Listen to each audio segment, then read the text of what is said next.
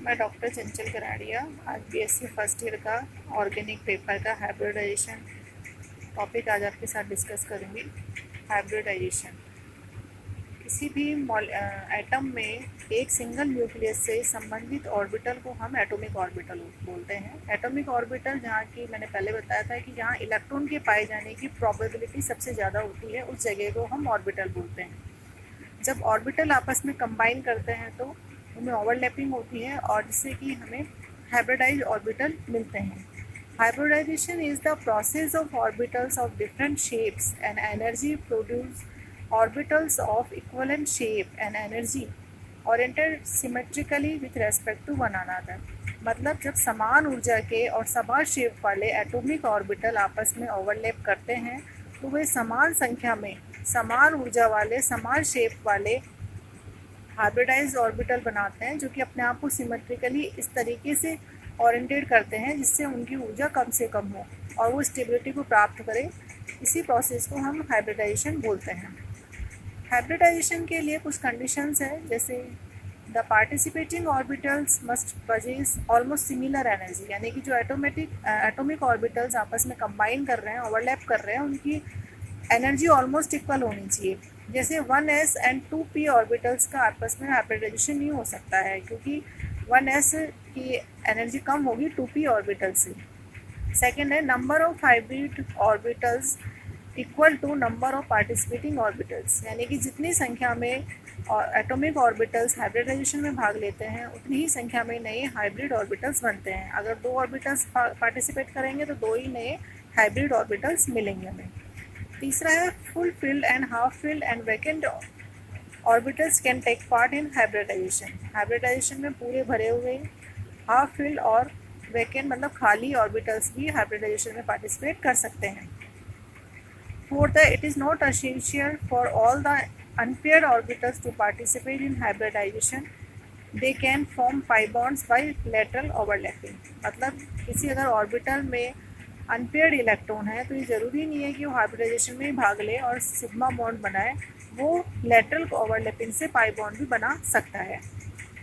Types of hybridisation, first है SP यानी कि डायगोनल हाइब्रिडाइजेशन। जैसे कि नाम से ही है, इसमें एक S और एक P ऑर्बिटल्स हाइब्रिडाइजेशन में पार्टिसिपेट करेंगे।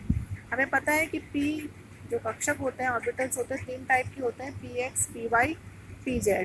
तो PX जो कि x एक्सिस पर होता है और S ऑर्बिटल से एक ही समान एक्सिस पर अतिव्यापन करके ओवरलैपिंग करके 2 SP ऑर्बिटल्स बनाते हैं, जो कि इस तरीके से ओरिएंटेड होते हैं कि उनके बीच में 180 डिग्री का कोण बन जाता है और लीनियर शेप उनकी आती है।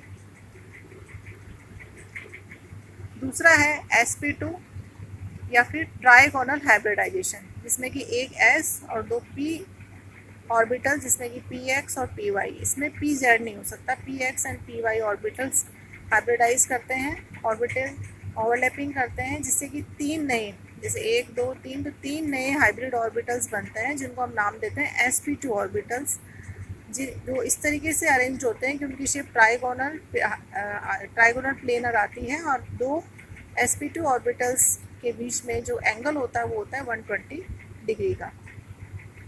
तीसरा है SP3 या फिर टेट्राहेड्रल हाइब्रिडाइजेशन।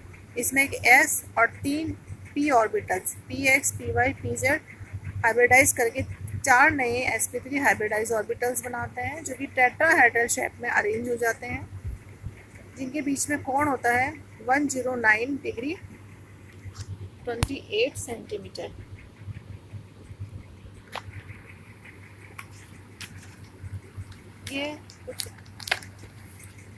ये एक लिस्ट दे रखी है जिसमें कि बता रखा है कि यदि SP हाइब्रिडाइजेशन है और उसमें 2 बॉन्ड पेयर है, एक लोन पर एक भी नहीं है, तो उसकी शेप लीनियर होगी, उसमें बॉन्ड एंगल 180 डिग्री का होगा, जैसे कि CO2।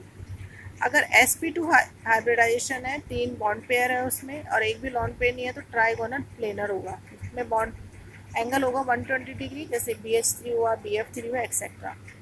यदि किसी मॉलिक्यूल में 2 बॉन्ड पेयर है, एक लॉन पेयर है, तो उसमें हाइब्रिडाइजेशन तो SP2 ही होगा, लेकिन उसकी शेप V शेप आएगी और बॉन्ड एंगल होगा 120 डिग्री। अगर किसी मॉलिक्यूल में 4 बॉन्ड पेयर है, लॉन पेयर एक भी नहीं है, तो टेट्राहेड्रल शेप होगी उसकी 109 डिग्री 28 सेंटीमीटर उसका बॉन्ड एंगल होगा, जैसे कि मीथेन में। यदि 3